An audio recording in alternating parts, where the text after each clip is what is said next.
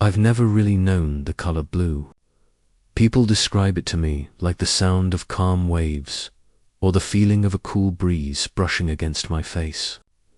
I try to imagine it when I hear the ocean on my phone's nature playlist. But really, the world to me is made of sounds, textures, scents, and the people who move through them. That's how I build my world, one voice, one step, one heartbeat at a time. My name's Lily, I'm 24 years old, and I've been blind since birth. I lost my sight before I even got to see my mother's face. But I've always believed that the world is still beautiful, even if I can't see it until recently. When I started to wonder if not seeing might sometimes mean not knowing who to be afraid of. I live with my boyfriend, Jake. He's 31, works as a project manager at a construction firm, and has the kind of voice that's always smiling. I fell in love with that voice before I ever touched his face. When he talks, the edges of his words soften around me, and I can hear the care in every syllable. He's patient with me in ways that feel like sunlight on cold skin, never rushing, never irritated when I need to trace my steps, or ask what's in front of me.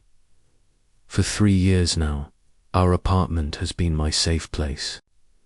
I can navigate every inch of it by heart, the soft rug under my feet in the living room, the faint hum of the refrigerator, the squeaky door to our balcony that Jake keeps promising to fix. Everything had its rhythm, its map inside my mind, until his friends moved in next door, Travis and Ben. Travis is 32, Ben is 30. They've been Jake's friends since high school, and from the way Jake talks about them, you'd think they were his brothers. I don't blame him for that. They share a history, one I can't compete with. But history doesn't make people good. When they first became our neighbors, Jake was thrilled. Can you believe it, babe? My boys are right across the hall. We'll have game nights, barbecues. You'll love them. I smiled because I wanted to. That sounds nice, I said. And for the first week, it really did sound nice. They were loud but friendly. They joked too much, but I could hear the laughter in Jake's voice when he was with them, and it made me happy. He works long hours, and sometimes I feel guilty for how much he has to do for me, so seeing him unwind, even with those two, was a relief. But things started to change fast. They began coming over more often, first once a week, then almost every day. Jake said they were just hanging out, but sometimes they came even when Jake wasn't home. At first I thought it was a mistake. They'd knock, maybe thinking he was back early. But no, they'd come in on purpose. They'd sit on my couch and talk, laugh, and make themselves comfortable as if I'd invited them. "Hey Lily," Travis said the first time. His voice was deeper than Jake's, rough, with that permanent smirk you can hear even if you can't see it. "Jake around?" "He's still at work," I said. "No problem," Ben added. "We'll just wait here. Mind if we chill for a bit?" I didn't know how to say no without sounding rude. I've always hated confrontation. It's messy when you can't read people's faces, so I said, "Sure, but he might be late." They stayed. They always stayed. They talked about work, sports, women. And while most of it was just noise to me, sometimes the tone of their laughter made my stomach twist. The first time I felt truly uncomfortable was when Ben said something about my voice. "You know, Lily, you sound different when Jake's not around. Softer, sweeter." Travis chuckled. "Yeah, she does. Maybe she's trying to charm us." I forced a polite laugh. "I think you're imagining things." But they weren't joking, not really. There was something lurking under the laughter, something that made me feel watched. Still, I didn't tell Jake. He already thought I was too cautious, too sensitive. I didn't want to be the blind girlfriend who overreacts. Weeks went by. They became more comfortable, more invasive. I learned to tell who it was by the way they knocked Travis, always twice, sharp and quick. Ben, slow and dragging his knuckles against the wood like it was funny. Then came the day everything shifted. Jake had left early that morning. I was cleaning up the kitchen, humming to myself, when I heard the door unlock. I smiled instantly. Jake, you're home early. But the silence that followed wasn't his. Then Travis spoke. Not Jake, sweetheart. But you can pretend if you want. I froze. They walked in like they owned the place, the air filled with the scent of beer and cheap cologne. My hands trembled against the countertop. Guys, I said carefully, Jake's not home. You should probably come back later. Oh, come on, Ben said, chuckling. You're always so uptight. We're just messing around. I don't think this is funny, I said, my voice shaking. They ignored me and sat down, cracking open beers. I stood there, unsure what to do. I couldn't see them, but I could hear the smirks in their voices. Then Travis said something I'll never forget. You ever think about how easy it would be for us? You wouldn't even know, Lily. We could walk in, say we're Jake, and you'd believe it. Ben laughed. Yeah, man. She'd never see it coming. My chest tightened, every nerve in my body going cold. Stop, I whispered. That's not funny. Oh, relaxed, Travis said. It's just a joke. But their laughter didn't sound like a joke. It sounded like a test to see how far they could go before I broke. I stood there, frozen, clutching the edge of the counter like it was the only solid thing in my world. And if she got pregnant, Ben added, she wouldn't even know it wasn't Jake's kid. Would she? The sound of their laughter filled the apartment like smoke, choking me. I wanted to scream, to tell them to get out, but my throat refused to work. I could hear them moving, the sound of the couch creaking as they leaned back, the hiss of another beer can opening. I backed toward my room, every step calculated, quiet. My hands found my phone on the table, and I gripped it so hard my knuckles hurt. Leaving so soon, Travis teased.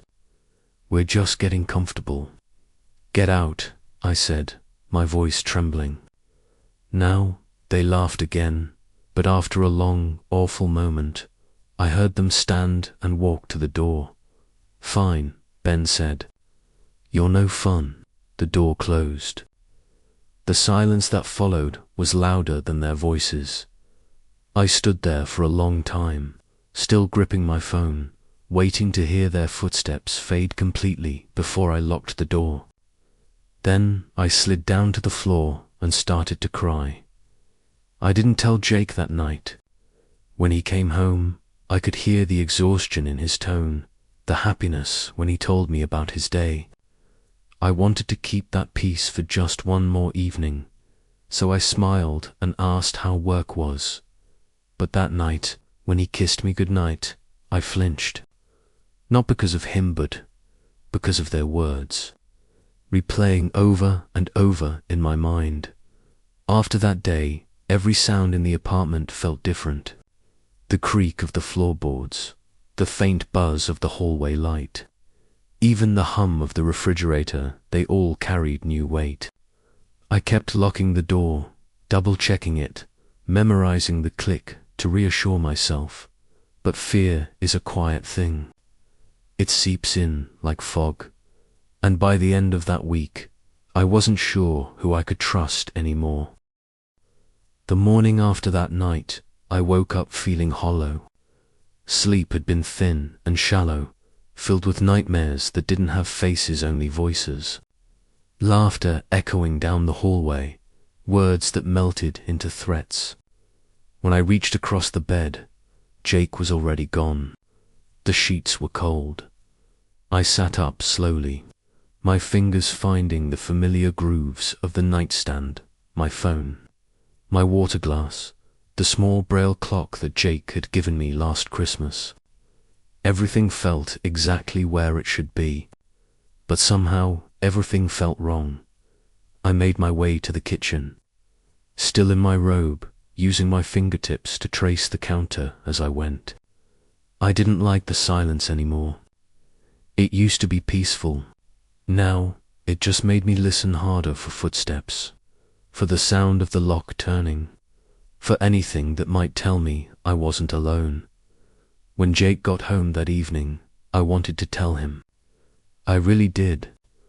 But the moment I opened my mouth, I heard the door across the hall open, followed by the familiar, careless laughter of his friends. "Jake, man," Travis's voice rang out. "You ready for poker night?" And just like that, my chance evaporated. They came over. Of course they did. And I felt myself shrinking with every sound. Their laughter filled the apartment, beer cans cracking open, cards slapping against the table. I stayed in the bedroom, pretending to fold laundry that didn't exist. Every once in a while, one of them would call out to me just to remind me they knew I was there. "Hey, Lily, you making us something to eat? Bet you make a mean sandwich." Their laughter roared like static, cruel and confident. Jake didn't notice. Or maybe he didn't want to. Later that night, after they left, I heard Jake in the kitchen cleaning up, humming a little tune. I walked over, trying to sound casual. "Jake," I said softly, "do your friends have to come over every night?" He laughed lightly. "They're my best friends, babe. They just like hanging out." "I know, but sometimes I don't feel comfortable when they're here, especially when you're not home." He paused, and I could almost hear the frown in his voice. "They've come over when I'm not home." "Yes," I said. A few times, he exhaled sharply, not angry, just disbelieving. "They're not trying to bother you. They're just friendly, Lily, friendly." I repeated, "They say things that what things?" I hesitated. I couldn't bring myself to repeat those exact words. Just things that make me feel unsafe, he sighed. "You're reading too much into it, babe. You know how guys are. They joke around." My heart sank. "Jake, I'm serious." He interrupted gently, kissing my forehead. "I'll talk to them, okay? Don't worry about it." But his tone told me he didn't believe me. Not really. The next few days blurred together. I kept the door locked and the curtains drawn, even though I couldn't see outside. I just needed barriers. Something to feel between me and them. But barriers don't always hold. That Thursday afternoon, I was in the living room, knitting. I like knitting because it's quiet and rhythmic loop. Pull, twist, repeat. The texture of the yarn kept me grounded, until I heard the lock click again. My heart stopped. "Jake." I called, praying to hear his voice. Instead, Travis's low drawl filled the air. "Hey there, Lily." I gripped the yarn tight enough to snap it. "You can't just walk in like that." "Door wasn't locked," he said, lying. "I always locked it. Thought we'd stop by and check on you." "You lonely?" I said, "You can't come in here." Ben laughed somewhere behind him. "Relax, we're just hanging out." I took a slow step backward. "You need to leave." There was a long pause, long enough for me to hear the shift in their breathing. The whisper of movement on the floor. "Why you so scared, Lily?" Travis said softly. "We're just talking." I could feel my pulse in my fingertips. "Get out." Ben snorted. "You really think you can tell us what to do?" I didn't answer. I just held my phone up and pressed the button. "Siri, call Jake." There was a sharp curse, then the sound of footsteps retreating. The door slammed. I didn't move for almost a minute. When Jake answered, I could barely speak. "They were here," I whispered. "What? Who?" "Travis and Ben. They came in again. I told them to leave." Jake sounded more annoyed than alarmed. "Jesus, Lily. I told them to stop bothering you." "I'll talk to them again." "Jake, they did.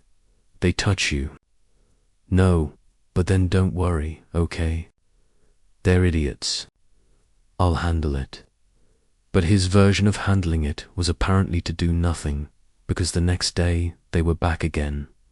This time, they didn't come inside. They just stood outside my door, talking loudly enough for me to hear every word. "You think she told Jake?" Travis said. Ben laughed. "Probably. You know she's scared of us now. Scared's good. Means she won't talk too much." My stomach twisted. I pressed my ear to the door, trembling. "Man," Ben said after a pause, "you ever think about how weird it is? She doesn't even know what we look like. We could be anyone." "Anyone," Travis repeated, his voice dropping low. "Even him." They both laughed. That laughter, the sound of it became my new nightmare after they left. I sat on the couch, shaking, trying to decide if I should pack a bag and go somewhere else. But where? My parents lived 2 states away, and traveling blind wasn't simple. I felt trapped, cornered by the very walls that used to make me feel safe. That night, I told Jake again. This time, I made him sit down. "Jake, listen to me," I said firmly. "They're not just being friendly. They're saying things, awful things, about me. About what they could do to me." His voice was soft, but skeptical. "What kind of things?" I swallowed hard. They said they could pretend to be you. That I wouldn't know the difference." Silence. I could feel him staring at me, even if I couldn't see it. Finally, he said quietly, "That's disgusting." Relief flooded through me. For a moment, I thought he believed me. "I'll talk to them," he said again, but his tone shifted colder now. "Maybe you misunderstood. They joke around, but Jake, I didn't misunderstand," I said. "You think I can't tell when someone's being cruel?" "I didn't mean it like that," he muttered. "Look, I'll make sure it doesn't happen again, okay? Just don't worry." But worry was all I did. Every time I heard a sound from the hallway, I froze. Every time the lock clicked, I felt a surge of panic before Jake spoke. I began sleeping with my cane propped against the wall, my phone on the pillow beside me, 911 on speed dial. I wasn't crazy. I wasn't paranoid. But I was alone in a darkness that wasn't just blindness, it was disbelief. One evening, I heard Jake on the balcony, talking to someone. I moved closer to the door, quiet as I could. It was Travis. "Dude, your girl's wound tight," Travis was saying, laughing. "She told you about our little chat." Jake's voice was low. "Yeah, and you're lucky I'm not throwing you off this balcony." "Oh, come on, man. Ben said he must have been there too. We were just kidding around." "She doesn't think it's funny," Jake said sharply. There was a pause. Then Travis muttered, "She's blind, Jake. She doesn't even know when we're smiling." Jake's sigh was long and heavy. Just stay away from her when I'm not home. Sure, Travis said, the grin audible in his tone. No harm done. I stepped back, heart pounding. Jake was trying, maybe, but not enough. They didn't take him seriously. They didn't take me seriously. The next few days were quiet. Too quiet.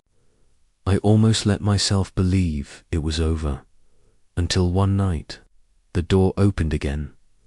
I was in bed, half asleep, when I heard it soft, deliberate, careful. Jake. I whispered no answer. Footsteps crossed the living room. Slow, heavy. Jake.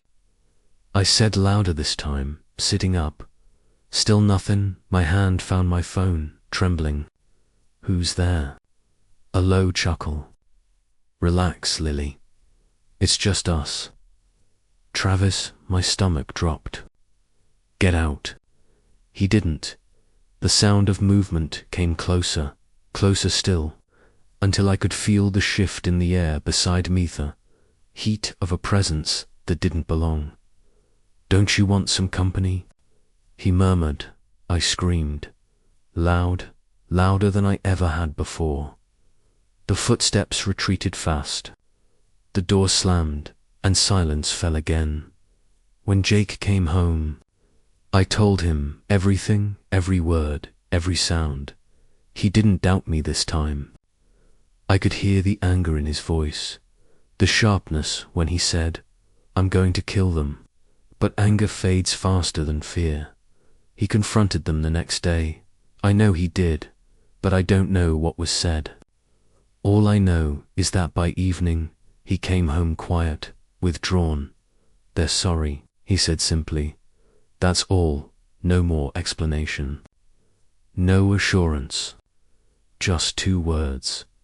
And somehow I knew it wasn't over. Because when I went to bed that night, I heard something on the other side of the wall, a whisper, muffled laughter, and then my name, Lily.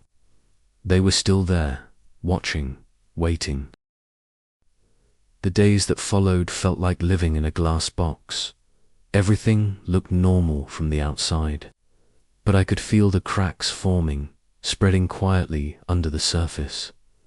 Jake acted like everything was fine.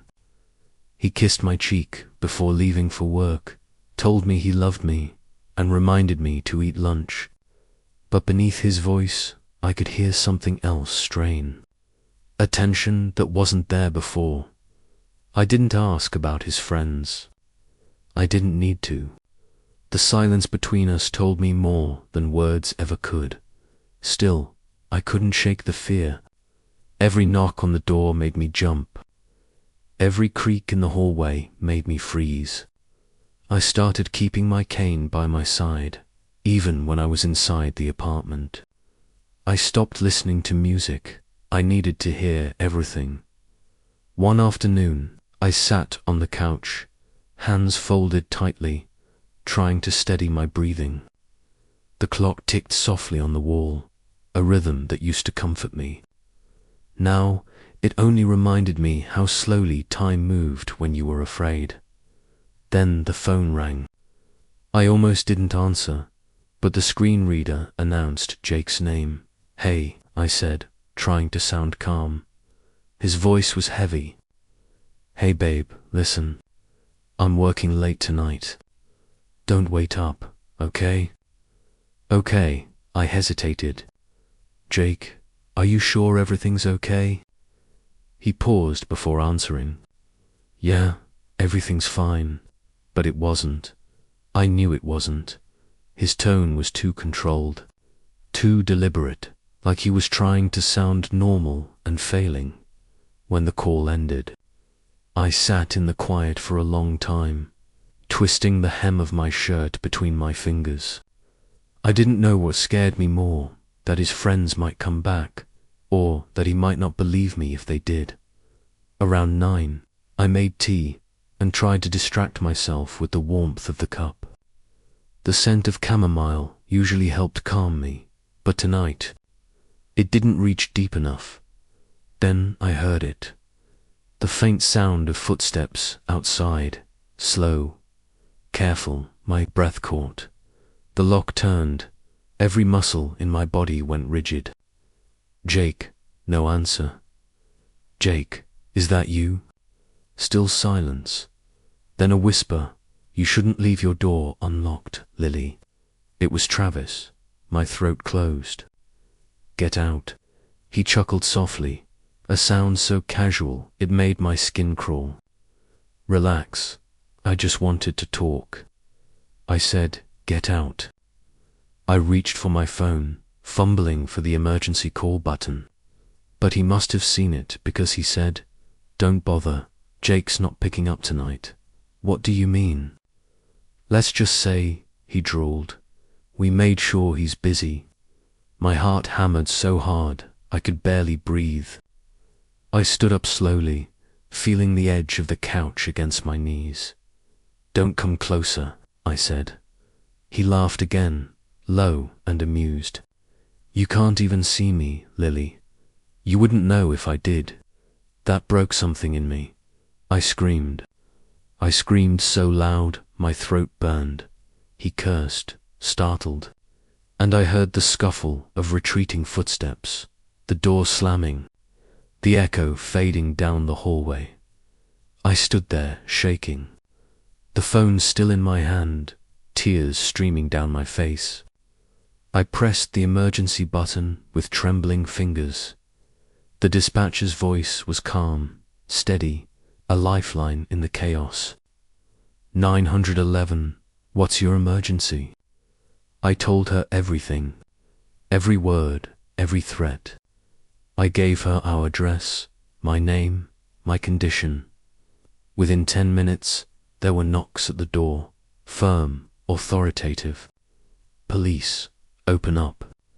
When they came in, I could feel the shift in the air, boots on the floor, radios crackling, clipped voices asking questions. I told them what happened. They believed me. For the first time in weeks, someone believed me. They left to find him. One of the officers stayed behind until Jake got home. When Jake walked in, his confusion was instant. What's going on? The officer explained everything. Jake's silence afterward was unbearable, long, drawn out, heavy. When the officer left, he turned to me. Lily, are you okay? I nodded, though my whole body trembled. They came in again. Jake. Travis, he was here. His hands ran through his hair, his voice cracking. God, I told them to stop. I told them they didn't. He paced the room, muttering curses. The cops found them drinking in their apartment. They're denying it, of course. I took a deep breath. Jake, I can't live here anymore. He stopped moving. What? I can't stay in this apartment. Not across from them. I don't feel safe. He didn't argue. For once, he didn't try to calm me down or tell me I was overreacting. He just said quietly, okay. The next week was a blur. Boxes, bags, movers, phone calls. Jake found a smaller place across town, a top-floor unit with no neighbors nearby. It was quiet, secluded, almost too much so. But even there, safety didn't come easily. The silence followed me like a shadow. Jake tried his best. He changed his number, blocked his friends, even quit poker night. But something in him changed, too. He grew distant, weighed down by guilt he didn't know how to voice. Sometimes I caught him crying quietly when he thought I was asleep. One night, weeks later, he finally said it. I should have believed you the first time. I reached for his hand. You wanted to, but you didn't know how. He squeezed my fingers gently. I thought I knew my friends. I thought they were harmless. Evil doesn't always look like a monster, I said softly. Sometimes it sounds like someone you trust. He exhaled shakily. I'm so sorry. I nodded. I know. Time passed. I started therapy, learned breathing techniques, joined an online support group for women with disabilities who had experienced harassment. Hearing their stories made me realize I wasn't alone. One woman said something that stayed with me. When people can't see your fear, they think it isn't real. But it's real. It's always real. She was right. Eventually, I began to heal slowly, like sunlight returning after a long storm. I went back to knitting. I started volunteering at a community center for the blind, teaching kids how to use tactile maps. I learned to fill my world again with sounds that comforted me. Laughter, soft music, the rhythmic tapping of canes on pavement. Jake and I made it through, though the cracks never fully disappeared. We learned to speak openly, to trust more deeply. But even now, sometimes at night, when everything is quiet, I hear echoes, not real sounds, just memories. A laugh, a whisper, a door unlocking, and every time, I remind myself that I'm not powerless anymore. I have my voice, my truth, my silence is over, because even in the dark, I can still see what kind of world I live in, and I won't let it scare me into blindness again.